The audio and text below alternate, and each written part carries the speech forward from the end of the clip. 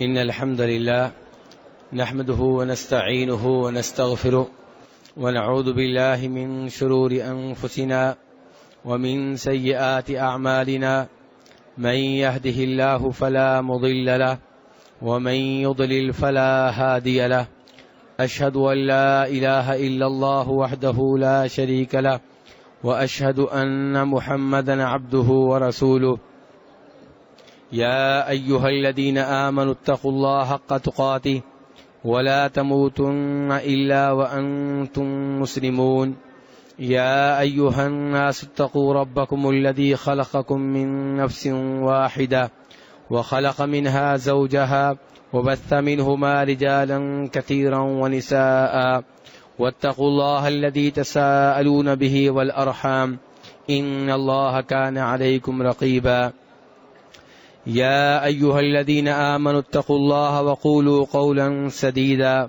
يصلح لكم أعمالكم ويغفر لكم ذنوبكم ومن يطع الله ورسوله فقد فاز فوزا عظيما أما بعد فإن خير الحديث كتاب الله وخير الهدي هدي محمد صلى الله عليه وسلم وشر الأمور محدثاتها وكل محدثة بدعة وكل بدعة ضلالة وكل ضلالة في النار.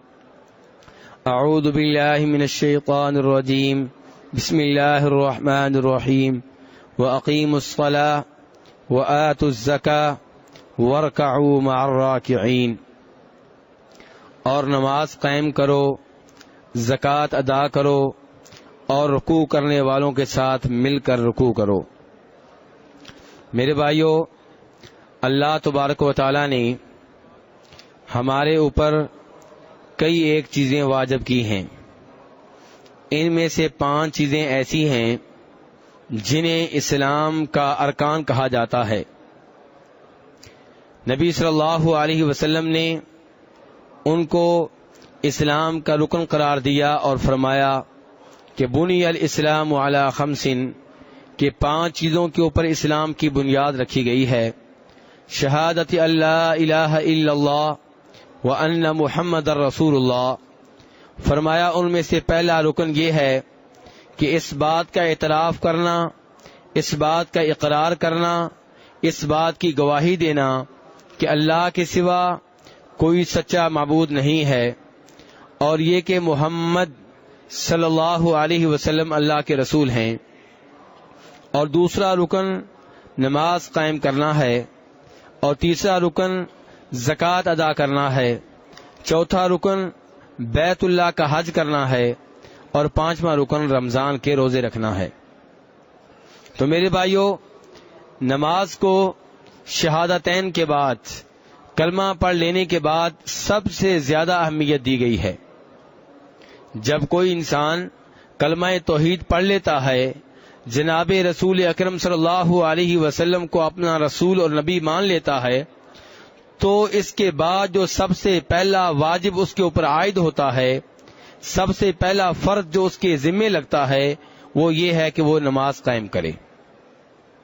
میرے بھائیو، نماز وہ عظیم عبادت ہے جو کسی بھی حالت میں معاف نہیں ہے. رمضان کے روزے ہیں، اگر آپ مریض ہیں تو آپ کو اس بات کی اجازت دی گئی ہے کہ آپ اس وقت نہ رکھیں، بعد میں رکھ لیں. اور اگر آپ ایسے مریض ہیں جس کے شفا یاب ہونے کی امید نہیں ہے، تو آپ کو اس بات کی اجازت دی گئی ہے کہ آپ روزے کے بدلے فدیہ دے دیں، اور روزے رکھنے کی آپ کو ضرورت نہیں ہے. ایسے ہی حج ہے. حج صرف اسی کے اوپر واجب ہے جس کے پاس بیت اللہ تک آنے کی طاقت و قدرت ہے، مالی لحاظ سے بھی اور جسمانی لحاظ سے بھی.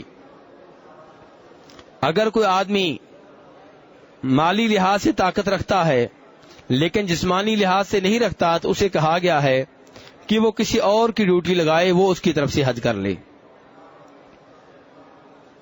ایسے ہی میرے بھائیو زکوٰۃ ہے. زکوٰۃ بھی صرف اسی کے اوپر واجب ہے جس کے پاس نصاب ہے، جس کے پاس 7.5 تولے سونا ہے، یا 52.5 تولے چاندی ہے، یا اس کے برابر اس کے پاس کرنسی ہے، مال و دولت ہے. لیکن ایک غریب آدمی ہے، مسکین و فقیر ہے، اس کے اوپر زکوٰۃ واجب نہیں ہے۔ لیکن جب نماز کی باری آتی ہے تو ہمیں یہ بتایا گیا ہے کہ نماز کسی بھی شکل میں، کسی بھی حالت میں معاف نہیں ہے۔ آپ مریض ہیں، کھڑے ہو کر نہیں پڑھ سکتے، کوئی بات نہیں، بیٹھ کر پڑھ لیں۔ بیٹھ کر نہیں پڑھ سکتے، کوئی بات نہیں، لیٹ کر پڑھ لیں۔ لیٹ کر نہیں پڑھ سکتے، کوئی بات نہیں، اشاروں سے پڑھ لیں۔ اشاروں سے نہیں پڑھ سکتے، ویسے ہی پڑھ لیں۔ زبان ہلاتے رہیں، اللہ اکبر کہتے رہیں، ذکر و اذکار کرتے رہیں، آپ کی نماز ہو جائے گی۔ آپ حالت سفر میں ہیں اور آپ سفر کی حالت میں کافی تنگ ہو رہے ہیں، کافی مشقت کا شکار ہیں، کوئی بات نہیں، آپ 4 کی بجائے 2 رکعتیں پڑھ لیں۔ سنتے بھی آپ کو معاف، فرض بھی 4 کی بجائے 2 ہو گئے، لیکن نماز آپ نے پڑھنا ہے، نماز آپ کو معاف نہیں ہے۔ آپ کے پاس وضو نہیں ہے، آپ اگر پانی استعمال کرتے ہیں تو آپ کے مرض بڑھنے کا خدشہ ہے، کوئی بات نہیں، دونوں صورتوں میں آپ تیمم کر سکتے ہیں، لیکن نماز معاف نہیں ہے۔ آپ جہاز پہ سوار ہیں اور نماز کا ٹائم ہو چکا ہے، اگر آپ یہ سمجھتے ہیں کہ نماز کے ٹائم کے اندر اندر جہاز ایئرپورٹ کے اوپر اتر جائے گا اور میں پہلے اس کے کہ نماز قضا ہو ایئرپورٹ پہ اتر کے نماز پڑھ لوں گا، تو آپ سے کہا گیا کہ وہاں اتر کے نماز پڑھ لیں۔ لیکن اگر آپ سمجھتے ہیں کہ اگر میں اس وقت کا انتظار کروں جب جہاز ایئرپورٹ پہ اترے گا تو نماز قضا ہو چکی ہوگی، تو آپ سے کہا گیا کہ آپ جہاز میں پڑھ لیں۔ آپ کہتے ہیں کہ جہاز میں کھڑے ہونے کی جگہ نہیں ہے، کوئی بات نہیں، کرسی پہ بیٹھ کے پڑھ لیں۔ قبلہ معلوم ہو جائے اچھی بات، قبلہ معلوم نہیں ہے، جدھر آپ کا دل مانتا ہے کہ اس سائڈ پہ قبلہ ہوگا ادھر منہ کر کے آپ نماز پڑھ لیں، لیکن نماز کسی بھی شکل میں، کسی بھی حالت میں معاف نہیں ہے۔ میرے بھائی، نماز وہ عظیم عبادت ہے کہ اللہ تبارک و تعالیٰ کو اتنی پسند ہے کہ اگر آپ یہ ترک کرتے ہیں تو شریعت آپ کے اوپر ناراض ہے، شریعت آپ کے اوپر سختی کرے گی، یہاں تک سختی کرے گی کہ یہ اعلان ہو جائے گا کہ نماز پڑھنے والا جو ہے وہ دائرہ اسلام سے خارج ہو چکا ہے، نماز نہ پڑھنے والا دائرہ اسلام سے خارج ہو چکا ہے۔ جناب رسول اکرم صلی اللہ علیہ وسلم ارشاد فرماتے ہیں، ان بین الرجل وبین الشرک والکفر ترک الصلاۃ۔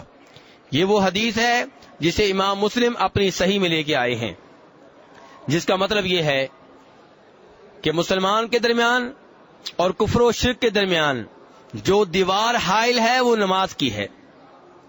آپ نماز پڑھتے ہیں، آپ مسلمان ہیں، آپ مومن ہیں، آپ نماز نہیں پڑھتے، دیوار جو ہے زائل ہو گئی، دیوار گر گئی اور آپ کفر و شرک میں داخل ہو چکے۔ کہیں جناب رسول اکرم صلی اللہ علیہ وسلم ارشاد فرماتے ہیں، العہد الذی بیننا وبینہم الصلاۃ فمن ترکہا فقد کفر، کہ یہ جو منافق ہیں، جو اوپر سے مسلمان ہوئے ہیں، جنہوں نے اپنی جان بچانے کے لیے، اپنا مال بچانے کے لیے کلمہ پڑھ لیا ہے، ہم انہیں مسلمان شمار کریں گے، انہیں کچھ نہیں کہیں گے، لیکن یہ اس وقت تک ہے جب تک وہ نماز پڑھتے رہیں گے۔ اگر وہ نماز نہیں پڑھیں گے تو معاملہ واضح ہو گیا کہ یہ پکے مسلمان نہیں ہیں بلکہ یہ منافق ہیں، اور جب معاملہ واضح ہو گیا تو یہ کفر میں داخل ہو چکے، اب نہ ان کا خون محفوظ ہے نہ ان کا مال محفوظ ہے۔ اور عبداللہ ابن شقیق کہتے ہیں کہ جو بہت بڑے تابعی ہیں، وہ کہتے ہیں کان اصحاب النبی صلی اللہ علیہ وسلم لا يرون شيئا من الاعمال ترکہ کفر غیر الصلاۃ۔ وہ کہتے ہیں کہ میں نے صحابہ کرام کے ساتھ زندگی بسر کی ہے، میں صحابہ کرام کو جانتا ہوں، صحابہ کرام کسی عمل کے ترک کو کفر نہیں سمجھتے تھے۔ یعنی کہ اگر کوئی روزے چھوڑ دیتا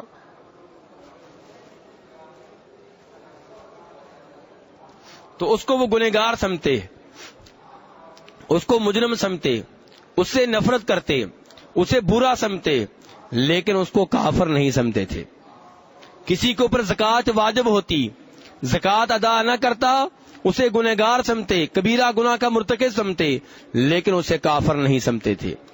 کسی کے اوپر حج واجب ہو جاتا، وہ حج نہ کرتا، اسے وہ کبیرہ گناہ کا مرتکب سمجھتے، اسے گنہگار سمجھتے، فاسق و فاجر سمجھتے، لیکن اسے کافر نہیں کہتے تھے۔ لیکن جب نماز کی باری آتی تو فرمایا صحابہ کرام نماز ترک کرنے والے کو کافر سمجھتے تھے۔ میرے بھائی دیکھیے ہمارے ہاں کتنی سستی ہے نماز کے معاملے میں، اور یہاں کیا کہا جا رہا ہے کہ صحابہ کرام کسی بھی عمل کے ترک کرنے کو کفر نہیں شمار کرتے تھے سوائے نماز کے۔ نماز کے ترک کرنے کو وہ کفر سمجھتے تھے، نماز نہ پڑھنے والے کے اوپر وہ کافر کا فتویٰ لگاتے تھے۔ میرے بھائیو اندازہ کریں نماز کا معاملہ کتنا سنگین ہے، اور ہم کس قدر سستی کرتے ہیں نماز پڑھنے کے معاملے میں۔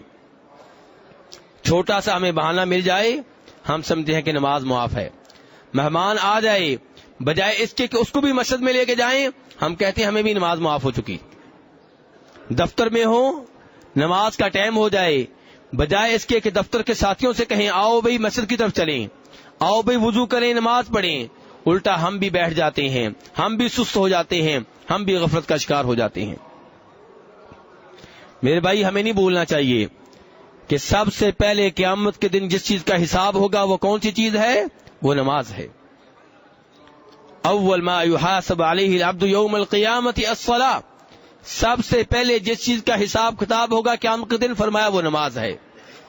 اور جو نماز میں کامیاب ٹھہرا، جو یہاں پاس ہو گیا، فرمایا فقد افلح و نجح، وہ آگے بھی کامیاب ہوگا، آگے بھی سرخرو ہوگا۔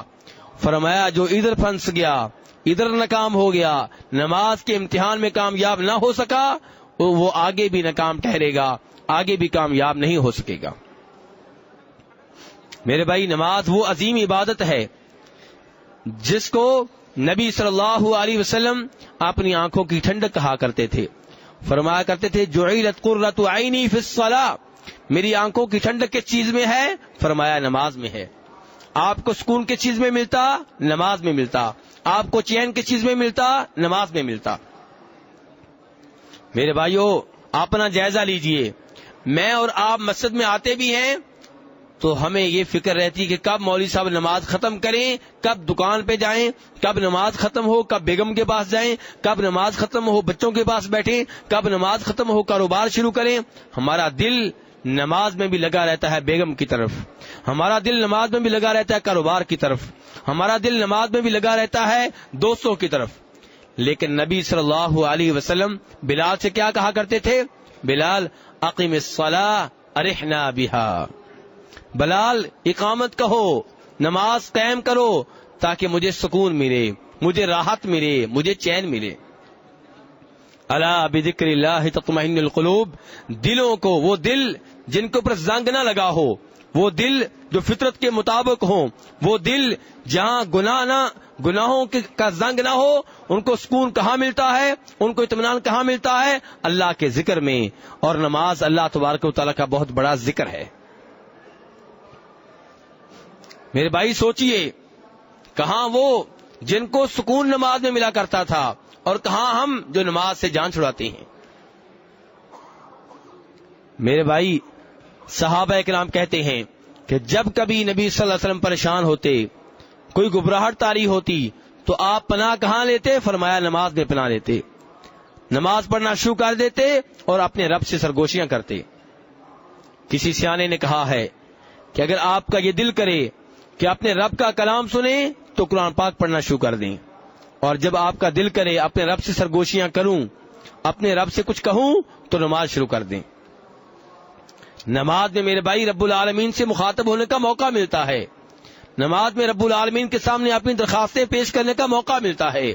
نماز میں وہ سجدہ ہے کہ جس سجدے میں انسان سب سے زیادہ رب العالمین کے قریب ہوتا ہے۔ نبی صلی اللہ علیہ وسلم جب اس دنیا سے رخصت ہو رہے تھے کیا کہہ رہے تھے؟ آپ کے آخری کلمات کیا تھے؟ آپ کے آخری الفاظ کیا تھے؟ آپ کہہ رہے تھے الصلاۃ الصلاۃ وما ملکت ایمانکم، کہ لوگوں نماز کا خیال رکھنا، لوگوں نماز کا خیال رکھنا، لوگوں اپنے غلاموں کا اور اپنی لونڈیوں کا خیال رکھنا۔ میرے بھائی آپ جانتے ہیں کہ جب موت کے لمحات ہوں تو لمحات بڑے شدید ہوا کرتے ہیں، اور خود جناب نبی اکرم صلی اللہ علیہ وسلم کے اوپر بھی لمحات بڑے شدید تھے. آپ خود کہہ رہے تھے لا الہ الا اللہ ان للموت سکرات، اللہ کے سوا کوئی سچا معبود نہیں، اس میں کوئی شک و شبہ نہیں کہ موت کے لمحات بڑے سخت ہوتے ہیں. یہ خود آپ فرما رہے تھے. اور فرمایا اس عالم میں جبکہ موت کے لمحات بڑے سخت ہیں آپ کے اوپر، روح نکلنے والی ہے، دنیا سے الوداع ہونے والے ہیں، آپ نے یہ وصیت نہیں کہی کہ میری اس بیگم کا خیال رکھنا، میری اس بیٹی کا خیال رکھنا، میرے داماد کا خیال رکھنا. کیا کہہ رہے ہیں؟ الصلاۃ الصلاۃ، لوگوں نماز کا خیال رکھنا، لوگوں نماز کی پابندی کرتے رہنا، لوگوں نماز پڑھتے رہنا. اس سے پتا چلا کہ سب سے اہم چیز آپ کے نزدیک کیا تھی؟ نماز تھی. اسی لیے جب آپ دنیا سے رخصت ہو رہے ہیں، آخر کی طرف منتقل ہو رہے ہیں، وصیت کس چیز کی کر رہے ہیں؟ نصیحت کس چیز کی کر رہے ہیں؟ فرمایا نماز کی نصیحت کر رہے ہیں. میرے بھائی، نماز وہ عظیم عبادت ہے کہ رب العالمین نے یہ وہی زمین پہ نازل کر کے فرض نہیں کی. روزوں کی باری آئی، آسمان سے حکم نازل ہوا، یا ایھا الذین آمنوا کتب علیکم الصیام کما کتب علی الذین من قبلکم لعلکم تتقون. کہ اے مومنو، تمہارے اوپر روزے فرض کر دیے گئے ہیں جیسے ان لوگوں کے اوپر فرض ہوئے تھے جو تم سے پہلے آئے اور چلے گئے. حج کی باری آئی تو اعلان ہوا وَلِلَّهِ عَلَى النَّاسِ حِجُّ الْبَيْتِ مَنِ اسْتَطَاعَ إِلَيْهِ سَبِيلًا، کہ لوگوں کے ذمے اللہ کے لیے حج کرنا فرض ہے، واجب ہے. یہ واجب اس کے اوپر ہے جو اس کی طاقت رکھتا ہو. زکوٰۃ کی باری آئی تو کہا گیا وَآتُوا الزَّکاۃ، لوگوں زکوٰۃ دو. نماز کی باری آئی تو جناب رسول اکرم صلی اللہ علیہ وسلم کو معراج کروایا گیا، آپ کو 7ویں آسمان پہ لے جایا گیا اور وہاں یہ تحفہ آپ کو پیش کیا گیا. آپ سے کہا گیا کہ آپ کی امت کے اوپر، آپ کے اوپر 50 نمازیں فرض ہیں. میرے بھائی سوچئے کتنی نمازیں فرض کی گئی تھیں؟ 50.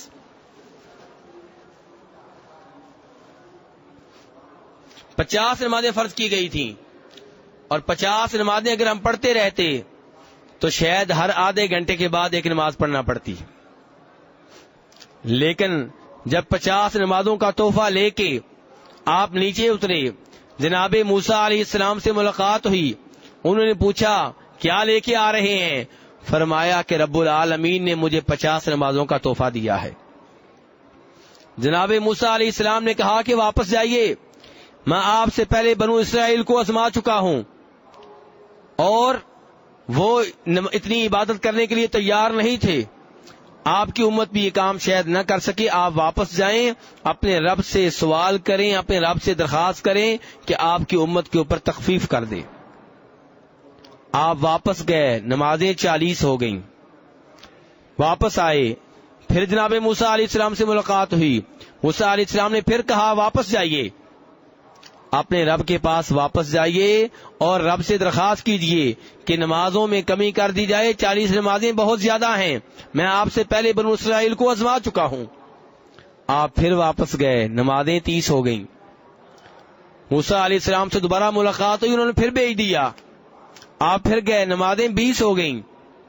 پھر موسیٰ علیہ السلام کے پاس آئے، انہوں نے پھر واپس بھیج دیا. آپ واپس گئے، درخواست کی، اب کی بار نمازیں کتنی ہو گئیں؟ 10 ہو گئیں. موسیٰ علیہ السلام نے کہا کہ یہ بھی بہت زیادہ ہیں، یہ بھی زیادہ ہیں، پھر واپس جائیے. آپ پھر واپس گئے، رب العالمین سے پھر درخواست کی، نمازیں کم کر دی گئیں، اب 5 ہو گئیں. لیکن موسیٰ علیہ السلام کا اب بھی یہی مشورہ تھا کہ پھر واپس جائیے، یہ 5 بھی زیادہ ہیں، میں آپ سے پہلے بنو اسرائیل کو آزما چکا ہوں. جناب رسول اکرم صلی اللہ علیہ وسلم فرمانے لگے کہ میں نے اتنی بار گیا ہوں کہ اب مجھے شرم آتی ہے، اب مجھے شرم آتی ہے کہ 5 نمازیں بھی ہم نہ پڑھیں. تو پھر آواز آئی کہ یہ میرا فریضہ ہے، یہ میں نے واجب کر دیا ہے. نمازیں 5 ہیں لیکن ثواب 50 کا ملے گا. میرے بھائی، اب اگر ہم 50 کی بجائے 5 بھی نہ پڑھیں تو پھر خود آپ سوچیں کہ ہماری سزا کیا ہونی چاہیے. میں کئی دفعہ کہہ چکا ہوں کہ رب العالمین نے ہمیں پیدا کیا تھا صرف اپنی عبادت کے لیے، وما خلقت الجن والانس الا لیعبدون، کہ میں نے جنوں اور انسانوں کو صرف اپنی عبادت کے لیے پیدا کیا ہے۔ اب اس لحاظ سے رب العالمین ہمیں نمازیں پڑھنے کا کہتے ہیں، 50 کہتے ہیں تو کوئی بڑی بات نہیں ہے، کیونکہ ہم پیدا ہی اسی کام کے لیے کیے گئے ہیں۔ لیکن رب العالمین کی مہربانی ہے کہ 50 کی بجائے 5 کر دی گئی ہیں، ثواب 50 ہی کا ہے اور نمازیں 5 کر دی گئی ہیں۔ تو بہرحال میرے بھائیوں پڑھیں تو ہماری مرضی۔ کہنا یہ چاہ رہا تھا کہ نبی صلی اللہ علیہ وسلم کے اوپر جب نماز فرض کی گئی تو معراج کروایا گیا، آپ کو آسمانوں کے اوپر بلایا گیا، وہاں نماز کا ہی تحفہ دیا گیا۔ تو نماز جو ہے وہ فرض ہے، وہ واجب ہے، ہر حالت میں ہے میرے بھائی۔ اور تو اور وہ بچہ جو ابھی 7 سال کا ہے، جناب رسول اکرم صلی اللہ علیہ وسلم نے فرمایا اس کو بھی نماز کا حکم دو، اس کو بھی نماز پڑھنے کا کہو، اس کو بھی نماز سکھاؤ۔ اگر نماز پڑھے تو ٹھیک، 10 سال کا ہو جائے نماز نہ پڑھے تو اس کی پٹائی کرو، اس کو مارو۔ میرے بھائی افسوس سے کہنا پڑتا ہے کہ ہم اس حدیث کے اوپر بھی عمل نہیں کرتے۔ ہمارا بچہ اسکول کا ہوم ورک نہ کرے ہم اسے مارتے ہیں، انگلش اس کو نہ آئے ہم اس کی پٹائی کرتے ہیں، نماز نہ پڑھے تو ہم کہتے ہیں ابھی چھوٹا ہے۔ جب اسکول میں بھیجتے ہیں اتنا بڑا بیگ اس نے اٹھایا ہوتا ہے، اپنے جسامت سے بڑا وزن اس نے اٹھایا ہوتا ہے، بڑی بڑی کتابیں اس نے اٹھائی ہوتی ہیں، وہ کتابیں جن کو بڑے بھی ان کو دیکھ کے ڈرتے ہیں۔ وہاں ہم ترس نہیں کھاتے، وہاں بچے کے اوپر رحم نہیں آتا، وہاں سختی کرتے ہیں، وہاں پیسہ بھی لگاتے ہیں، اس کے لیے گاڑی کا بندوبست بھی کرتے ہیں، جو صبح چھوڑ کے آئے رات کو لے کے آئے، اور ٹیوشن کا بندوبست بھی کرتے ہیں، ٹیچر گھر میں آتا ہے پڑھا کے جاتا ہے، ایک بچے کے اوپر 10 ہزار روپیہ خرچ کر رہے ہیں۔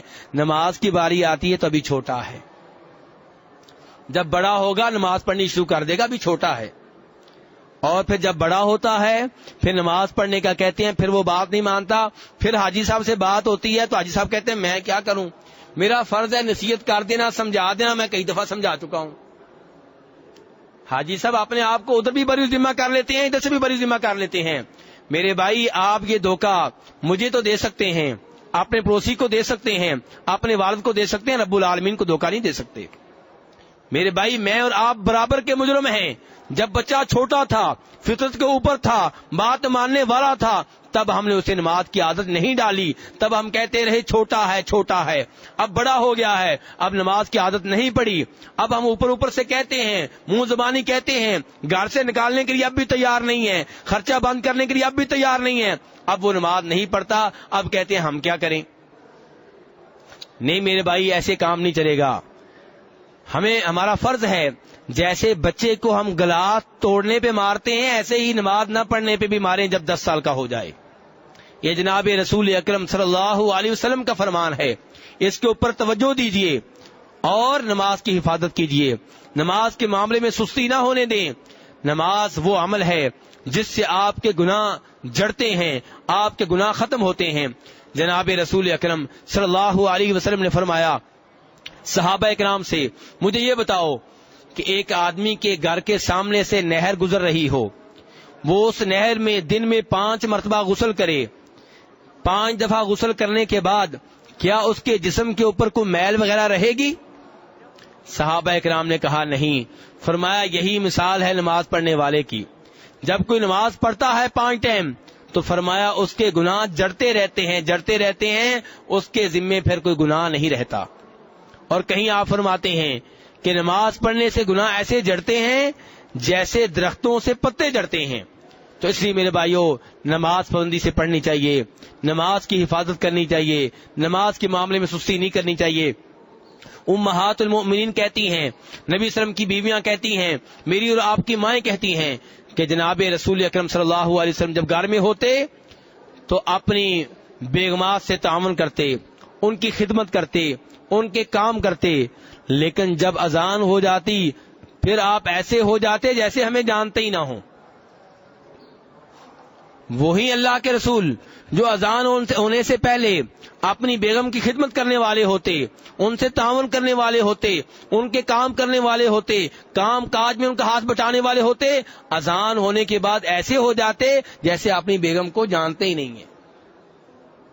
میرے بھائی اور ہمارے ہاں کیا ہوتا ہے، اذان ہوتی ہے تب شیطان ہمیں یاد کرواتا ہے کبھی بیگم سے یہ بھی بات کرنی ہے, ابھی یہ بھی کرنی ہے, بچوں کو یہ بھی کہہ کے جانا ہے, یہ بھی کہہ کے جانا ہے. اتنی دیر میں مسجد میں نماز ختم ہو چکی ہوتی ہے.